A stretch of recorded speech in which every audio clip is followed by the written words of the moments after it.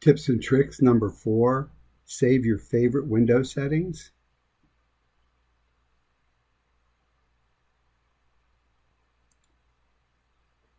All right, let's say that you have a trig graph that you want to look at. So let's go ahead and look at y equals. And let's graph maybe 2 cosine of x plus 1.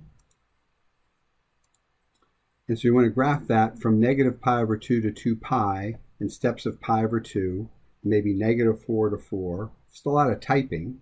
So it'd be nice if we could type it in and save it so we'd have it when we need it the next time.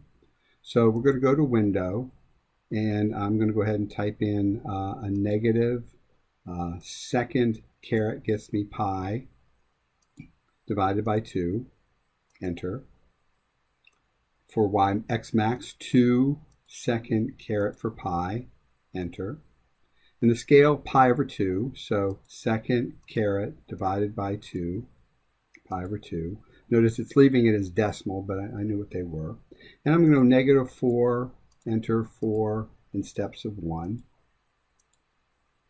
So this is my window that I really like. And so when I graph this, I'll make sure I'm in Reardon mode. Am I in Reardon mode?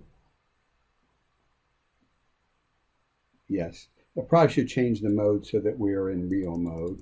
It'll be okay, but I'm just going to change the mode so we're in real mode. And that we're in Reardon as well, okay, for graphing. So now I'll go ahead and graph it.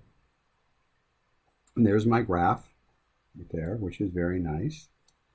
But if I go and do zoom standard, I lose this. And if I do this often, I'd like to keep it. So to keep that window right there, you go to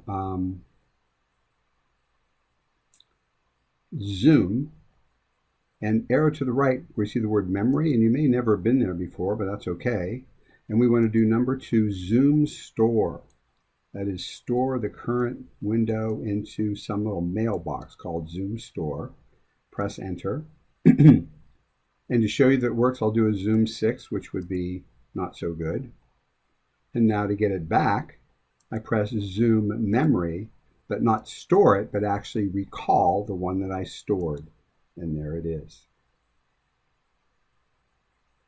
So you can only save one, but one's a lot more than none. Okay.